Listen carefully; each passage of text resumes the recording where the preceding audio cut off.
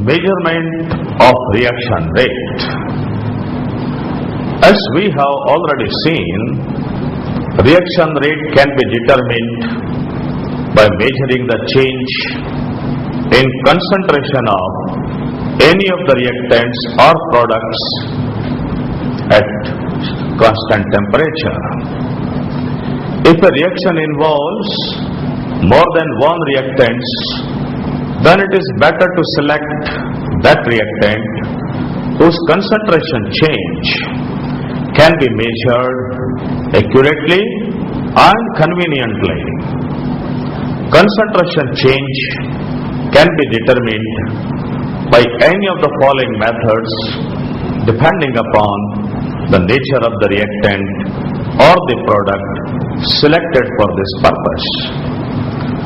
Number 1, by volumetric or gravimetric analysis. Number 2, by measuring the change in the pressure of a gas, because partial pressure of a gas is proportional to its concentration. Number 3, by measuring changes in those physical properties which depend on concentration. Such physical properties are refractive index, specific volume, absorbance, specific rotation, conductance, viscosity, etc. Specific reaction rate or rate constant. We have already read in the chapter of chemical equilibrium that according to law of mass action, rate of a reaction is proportional to the product of active masses of the reactants. Hence, if we consider the following reaction, M1A plus M2B changing into N1C plus N2D, then reaction rate will be proportional to A to the power M1, B to the power M2. Or reaction rate will be equal to K into A to the power M1 into B to the power M2. This constant of proportionality K is called specific reaction rate or simply rate constant.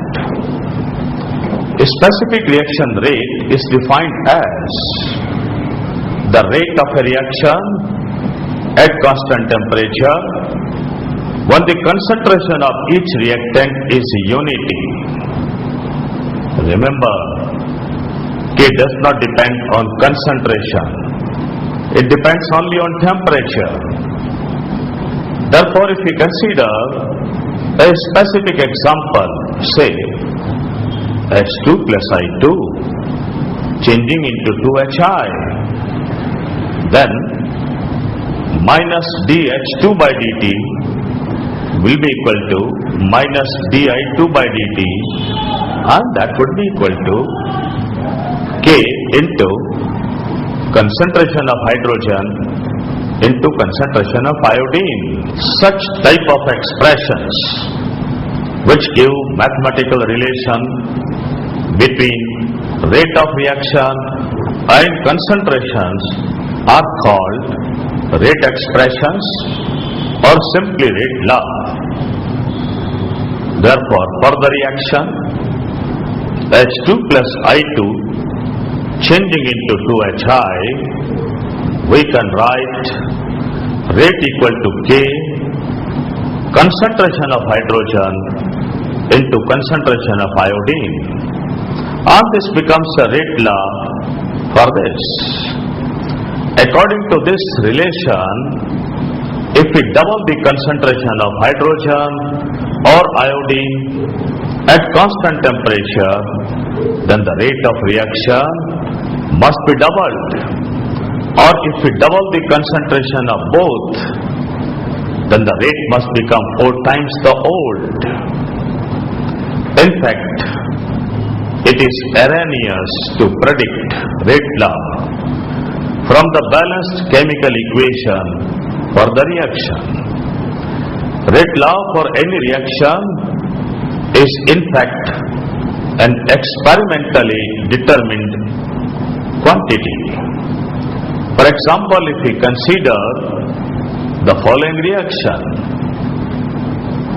2N2O5 changing into 4NO2 plus O2, then merely on the basis of equation, one may write a rate law as rate equal to K N2O5 raised to power 2.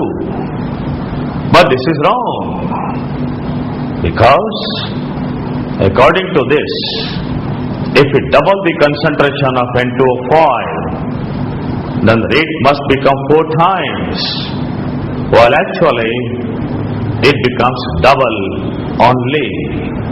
Hence,